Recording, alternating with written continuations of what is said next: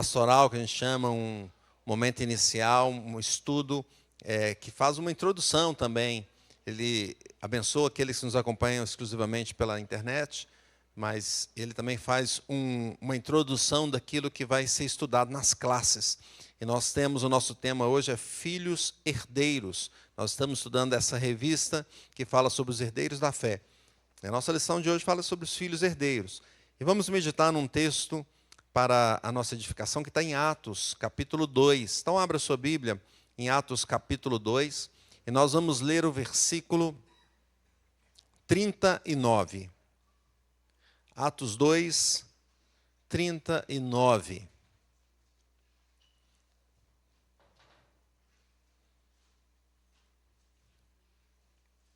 Encontraram? Encontraram? Isso, Atos 2. Então, convido vocês a se colocar em pé e nós vamos ler para a nossa edificação, Atos 2, 39. Diz assim o texto. Vamos ler juntos um versículo só? Leamos. Pois para vós outros é a promessa, para vossos filhos e para todos os que ainda estão longe, isto é, para quantos o Senhor nosso Deus chamar. Glória a Deus. Feche teus olhos, pede a Deus que fale conosco nessa manhã. Santo Deus, nós agradecemos pela tua palavra aqui em Atos 2:39, que fala profundamente as nossas vidas, nos chamando, dizendo que a promessa do Senhor para nós, a promessa para nossos filhos, para todos que o Senhor chamar, aqueles que ainda estão longe, mas que serão chamados pelo Senhor. Glória ao Senhor. Pedimos que fale conosco a respeito desse tema, filhos herdeiros, e com base nesse versículo, que nós tenhamos a nossa vida edificada nessa manhã. Usa o teu servo para ministrar a palavra e abra os ouvidos e o coração de cada irmão. E também aqueles que acompanham pela internet. Que seja uma bênção para a tua honra e glória, em nome de Jesus. Amém. Podemos sentar, meus irmãos. Atos é um livro histórico do Novo Testamento. E um livro que vai nos mostrando, vai relatando ali o início da igreja. Logo que Jesus Cristo foi assunto aos céus, subiu até os céus. E deixou os discípulos ali agora com essa missão de continuar a obra de Deus. Que responsabilidade, não é? E certamente essa responsabilidade também vem ali com a capacitação do Espírito Santo. Nós fazemos a obra do Senhor porque Deus é que nos abençoa, Deus que nos conduz e nos leva a pregar a palavra de Deus, e Ele faz a obra nos corações, não é? Então nós vemos aqui, olhando esse tema da nossa lição, filhos herdeiros, e pensando a respeito desse versículo, nós percebemos que os herdeiros e os filhos herdeiros vão se multiplicando na terra, vão crescendo. Desde aquela época até hoje, quantas pessoas foram alcançadas, e o evangelho continua sendo levado a vários corações para a honra e para a glória do Senhor Jesus. Esse momento aqui desse texto, desse versículo, ele foi registrado ali na pregação de Pedro. Se você olhar na sua Bíblia, voltar um pouquinho atrás, Pedro estava ali levando a mensagem, pregando logo após receberem ali a unção do Espírito Santo. Veja, nesse momento que eles estavam recebendo a unção do Espírito Santo, e Pedro levando e pregando a palavra de Deus, pregando o Evangelho aos corações. E ali tinha pessoas de vários locais, de vários lugares, várias línguas, vários povos ali estavam presentes, não é? Então, a gente percebe ali a expansão do Evangelho, o Evangelho se multiplicando, sendo levado a outras pessoas que saíram dali e foram levar para a sua localidade. E começou a multiplicação aqui, a mensagem do Senhor sendo espalhada. Não tinha esse termo que hoje usamos, que é viralizou, né? Ou seja, pega um vídeo aí, viralizou, né? Ali, se tivesse internet, seria assim, viralizou lá. Começou a expandir, a se multiplicar, e isso já estava sendo cumprido aqui, o que Jesus falou, né? Ide, portanto, veja, Mateus 28:19, Jesus ainda com os discípulos, antes de subir aos céus, ele fala: ide, portanto, fazer discípulos de todas as nações, batizando-os em nome do Pai, do Filho e do Espírito Santo. Então a mensagem do Senhor Jesus é: vá a todas as nações, leve o Evangelho, batize, ensine, em nome do Pai, do Filho e do Espírito Santo. E logo após esse sermão, não é? Logo após ali o sermão, então, de Pedro, em Atos 2:39, veja que eles fazem uma pergunta para o Senhor, para Pedro. depois de ouvir essa mensagem de Pedro, eles fazem uma pergunta. Não é isso? Qual foi a pergunta? Está com a Bíblia aberta aí? Está aí a pergunta. Hã? A pergunta foi: como viveremos? Não é assim que está escrito aí? Quase isso, né? Que faremos, irmãos? Veja, o versículo 37. Ouvindo eles essas coisas, compungiu-se-lhe o coração e perguntaram a Pedro e os demais apóstolos: que faremos, irmãos? Ou seja, como viveremos? Ouvindo essa mensagem de Pedro, o que vamos fazer na nossa vida? Como vamos vivê-la? Não é? E aí, Pedro, então, traz a aplicação do sermão dele, não é? O que ele fala no versículo 38? Leia comigo. Ele diz assim: respondeu-lhes Pedro: arrependei-vos e cada um de vós seja batizado em nome de Jesus Cristo para a remissão dos vossos pecados e recebereis o dom do Espírito Santo. Então ele faz a aplicação. O que devemos fazer? Como viveremos? Nos arrependendo. Arrependei-vos e sejam batizados em nome do Senhor Jesus para que haja a remissão dos pecados. Então, esse versículo-chave, aí nós chegamos nesse versículo-chave, logo após isso. E ele fala, por quê, né? Pois para vós outros é a promessa, para os vossos filhos, para todos os que ainda estão longe, isto é, para quantos o Senhor nosso Deus chamar. Fica aí a promessa do Senhor, essa promessa, e ele fala isso para todos eles. Então nós podemos usar como proposição para o nosso estudo que a promessa da família da aliança é multiplicadora. Vamos dizer isso? A promessa da família da aliança é multiplicadora. Veja que os filhos herdeiros são aqueles que estão em Cristo, que forem chamados, que tiverem fé no Senhor Jesus. O texto instrui, então, o discípulo a considerar a sua família como filha herdeira, a considerar aquele que nós vamos pregar como filho herdeiro. Ele, filho herdeiro, também. Como que essa promessa se multiplica? Nós vemos aqui, então, nesse versículo, que a promessa, em primeiro lugar, se multiplica em nós. Leia só o início desse versículo 39. O que está dizendo? Diz assim: pois para vós outros, para quem que é a promessa? Para vós outros. Ele estava respondendo às pessoas, né? Eles perguntaram: o que faremos? Ele falou: para vós outros é promessa. Para vós outros. Então a promessa do Senhor Jesus é para cada um de nós. Ele nos instrui, a palavra nos instrui a buscar salvação em Cristo. Ali certamente tinha pessoas de todos os lugares, de vários lugares, língua diferente, pensamento diferente, cultura diferente. Mas ele fala: a promessa é para todos vocês. Deus está chamando, essa é a promessa, é para vós outros. Então, o texto nos mostra a importância de crermos no Senhor Jesus. A salvação vem por crermos no Senhor Jesus. Atos 16, 31 diz assim: respondeu-lhe: crê no Senhor Jesus e serás salvo, tu e a tua casa. Os herdeiros, então, não são aqueles com sangue de Abraão só, que vieram lá, o judeu, o povo de Israel, não. São aqueles que são lavados pelo sangue de Jesus. Esses são os herdeiros. E essa é a família do Senhor, toda ela chamada para servir ao Senhor.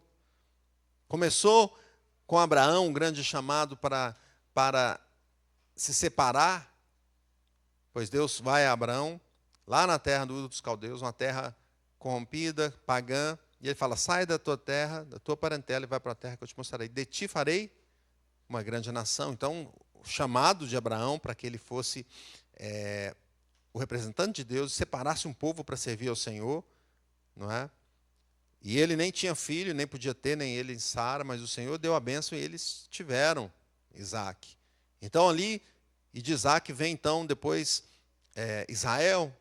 Israel vem a multiplicação daquele povo, eles foram se multiplicando e crescendo. Então, o Velho Testamento mostra um foco no povo de Israel, não é? No judeu, depois mais à frente. Contudo, veja que se você vai em Gênesis 12, 3, a promessa já era para abençoar todas as famílias da terra. Pois Deus fala com Abraão assim: abençoarei os que te abençoarem e amaldiçoarei os que te amaldiçoarem. Em ti serão benditas todas as famílias da terra. Perceba aqui que o Senhor já está mostrando: olha, todas as famílias vão ser abençoadas.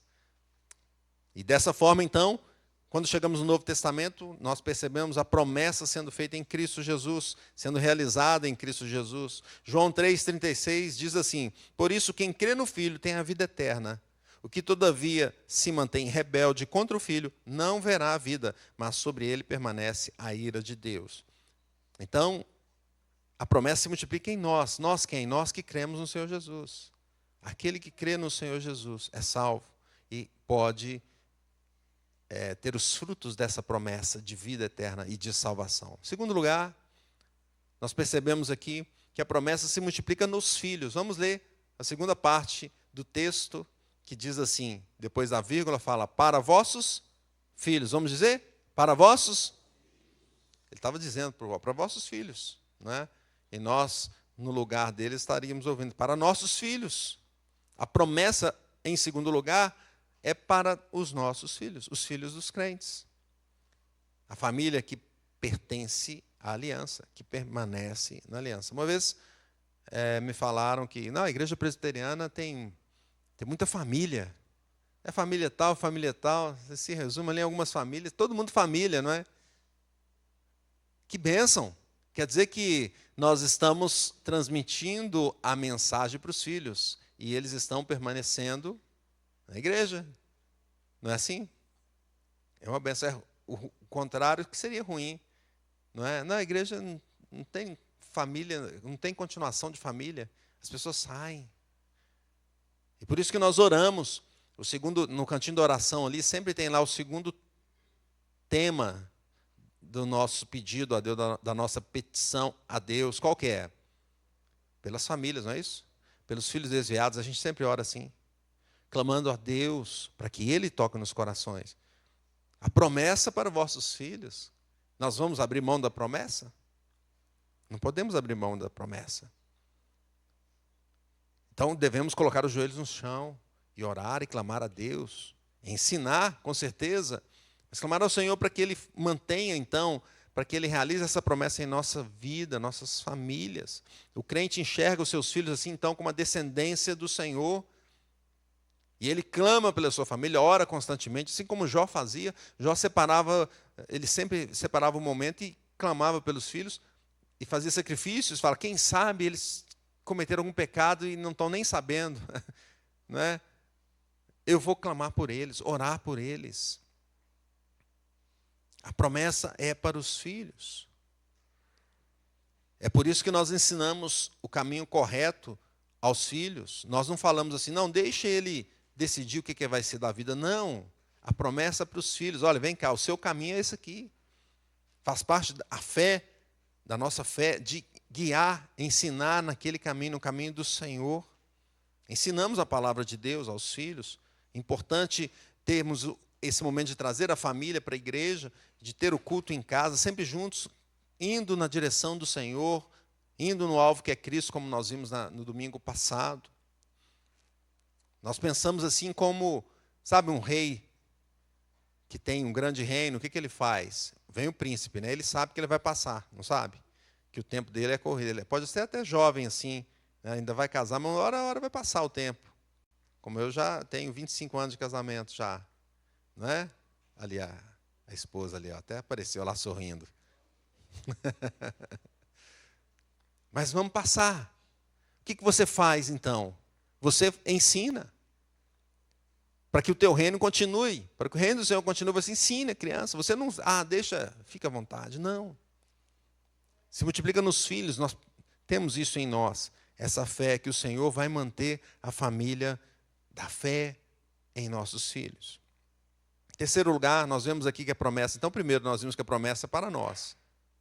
Devemos crer. A promessa para os nossos filhos, devemos crer que eles vão continuar no caminho. A promessa, vamos ler o restante do versículo, depois de filhos, o que está escrito aí? Está escrito assim, e para todos os que ainda estão longe, isso é, para quantos o Senhor nosso Deus chamar. Então, a promessa também é para outros que estão longe. É para todos aqueles que Deus chamar, Deus vai chamar muitos. Veja que começou lá, aqui, ele está falando isso em Atos. E até aquele momento ali, quem que eram os crentes? Vamos dizer assim, quem que era a igreja?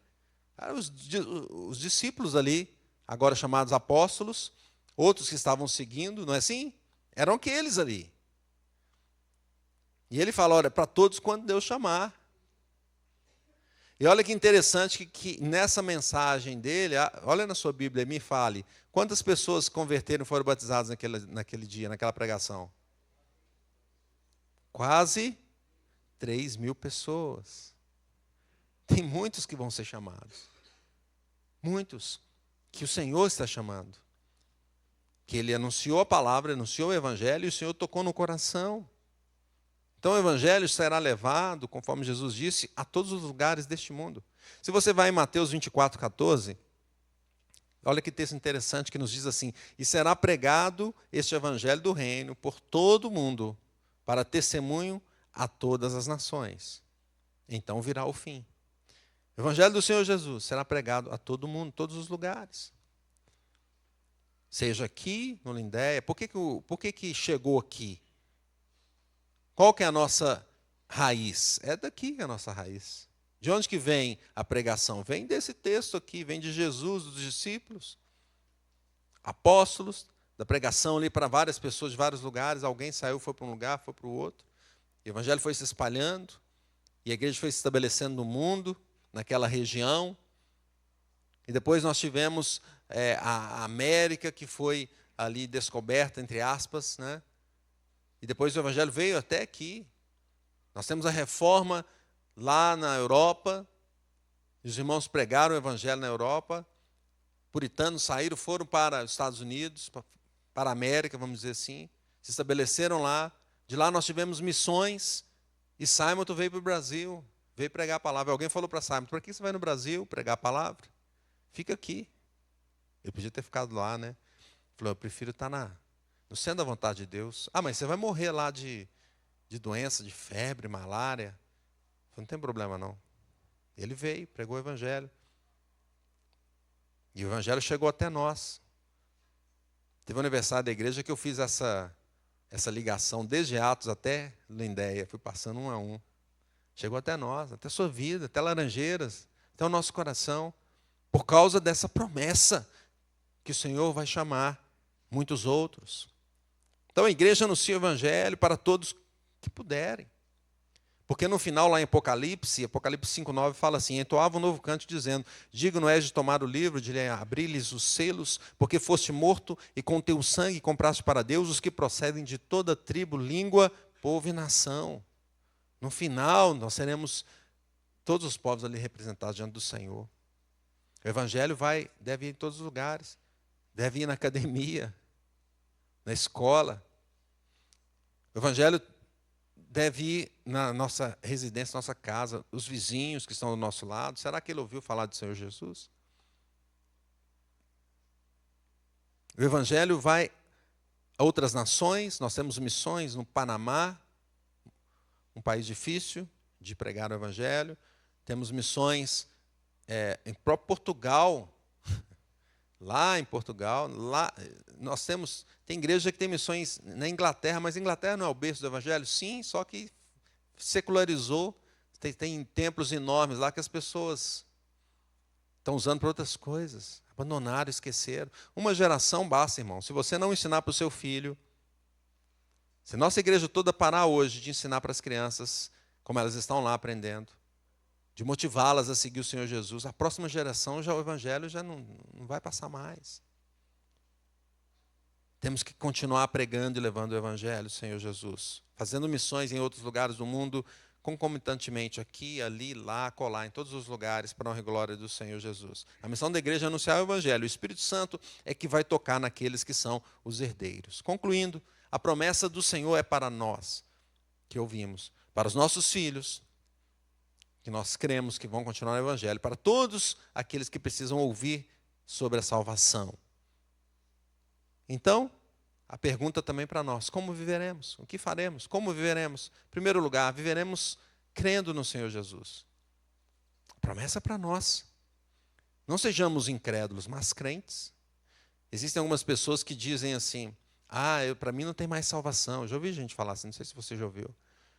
Gente dizer que não tem mais salvação para mim, que eu fiz tanta coisa errada. Não tem perdão. Tem, o evangelho é para você. Estou ouvindo Jesus falar ao teu coração, é para o seu coração, é para a sua vida, para a sua transformação. Creia no Senhor Jesus. Veja que o ladrão que estava na cruz, ao lado do Senhor, ele foi salvo ali naquele momento, e a vida dele foi uma vida dissoluta, uma vida de perversidade, de pecados, de erros. Ele estava ali morrendo pelos seus erros. Ele estava morrendo justamente. E ele fala com o Senhor, lembra-se de mim. Ele nem pede o Senhor, me leva, Senhor, não é? Ele fala, lembre-se de mim. Mas o coração dele já estava sendo circuncidado, transformado. E Jesus fala com ele o quê? Hoje mesmo estarás comigo no paraíso. Que bênção! Que bênção! Esse aqui nós temos certeza que foi salvo, né? Porque Jesus falou. Glória a Deus! Creia no Senhor Jesus. Talvez as dificuldades na sua vida e os pecados que têm te atrapalhado estão tirando a sua fé. Creia no Senhor Jesus. Confie nele. Ele está te chamando nessa manhã. Segundo lugar, como viveremos? Viveremos preparando os filhos herdeiros. Preparando os nossos filhos. A promessa também é para os nossos filhos. Josué disse assim, olha, eu não sei quanto a vocês, mas eu e minha casa serviremos ao Senhor. Ele fala assim. Até parece que ele já estava imaginando o que aconteceria em Juízes, né, que o povo se desvia demais. Porque ele confronta no final do livro, ele confronta, ele fala com o pessoal, olha, vocês não vão seguir a Deus, né? Ele fala assim. Ele, não, nós vamos seguir, senão vocês não vão, não. Ele usa até essa psicologia inversa ali, né? Vocês não vão seguir, não. Nós vamos seguir sim. Então, siga de verdade. Ele fala. E ele diz, eu não sei quanto a vocês, mas eu e minha casa serviremos ao Senhor. Seja assim, meus irmãos. Cuide da sua vida, cuide da sua família. Não deixe os seus filhos se perderem, não. Dobre seu joelho no chão, clame ao Senhor. Fale com Ele.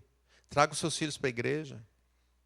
Acorde de manhã e venha para a escola dominical. Traga os seus filhos. As minhas filhas, a gente sempre caminhou junto, né? Na medida do possível.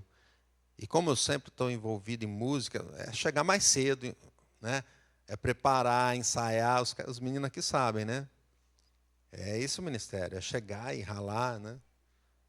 Ensaiar. Ah, e as crianças? Deixa em casa. Não. Meninas pequenininhas trazia no... Como é que chama aquele? Bebê conforto que chama? Traz no bebê conforto, põe ali. Elas estão lá dormindo, nós estamos cantando. Estamos aqui adorando. E a Vilma sempre orava, Deus abençoe essas meninas, que elas sejam desde o ventre, que elas sejam, que elas cantem ao Senhor, ministrem louvores, trabalhem com música. Ela orava assim, as duas servem ao Senhor assim, a Júlia toca, a Larissa canta. Quem fez isso foi Deus, irmãos. É Deus que faz, nós temos que clamar a Deus, faça, Senhor. Nós não podemos pensar que nós vamos trazer filhos, criar filhos para o mundo ou para povoar o inferno. Não. Nós estamos trazendo filhos herdeiros. Amém? Filhos herdeiros. Creia assim. Prepare. Os que vão casar, vão ter filhos. Preparem. Prepare já o seu coração nesse sentido de ensinar. Prepare os seus filhos herdeiros. Leve-os ao batismo. Batismo substitui a circuncisão no Velho Testamento. Nas classes nós vamos aprofundar nesse tema, aqui não tem muito tempo. Faça isso, porque o batismo, você está dizendo, eles são filhos do Senhor. São herdeiros. A tua fé. Ah, mas se desviar? Também tem gente que batizou quando crescido, que desviou também. A Bíblia nos chama até essa aliança com o Senhor. A aliança da nossa família. Terceiro lugar, viveremos levando a missão da igreja. A missão da igreja ao mundo, pregar o Evangelho. A promessa é para muitos filhos herdeiros que estão por aí. Talvez eles nem sabem que tem essa herança maravilhosa, bendita. Vá lá contar para ele. Não tem aquela pessoa assim, de vez em quando passa um filme assim, né? Tem um filme uma comédia bem interessante nesse sentido. Antigo, né? Bom, os filmes antigos estão ficando melhores que os novos. E a pessoa ganha uma herança assim. Eu nem sabia que tinha um tio lá que era bilionário e deu uma herança enorme para ele. Né? Vá lá contar, meu irmão. Leve o Evangelho. Quem sabe tem gente perdida ali que está só esperando a mensagem para o Espírito Santo tocar. E ela falou, eu tenho essa herança e não sabia. levando a mensagem do Senhor Jesus. Olha os versículos finais aí, 40 a 41. Fala assim: com muitas outras palavras, deu testemunho e exortava-os, dizendo: salvai-vos dessa geração perversa. Então, os que lhe aceitaram a palavra foram batizados, havendo um acréscimo naquele dia de quase 3.000 pessoas. Veja o poder do Evangelho, o Espírito Santo tocando nos corações. Não foi a persuasão de Pedro, a pregação dele ali. A gente nem sabe se ele usou técnica de oratória. A gente sabe que ele pregou a palavra de Deus. E quase 3.000 pessoas se converteram naquele dia. Que seja assim. Que a nossa igreja leve a mensagem da cruz. E que pessoas se convertam aqui no Lindéia, no Cascata, em Carmópolis, em todas as outras regiões onde nós levamos a palavra de Deus. Portanto, creemos em Cristo, conduzamos os nossos filhos no caminho da salvação e anunciemos o Evangelho por todo o mundo em nome de Jesus. Amém. Vamos orar, fique em pé.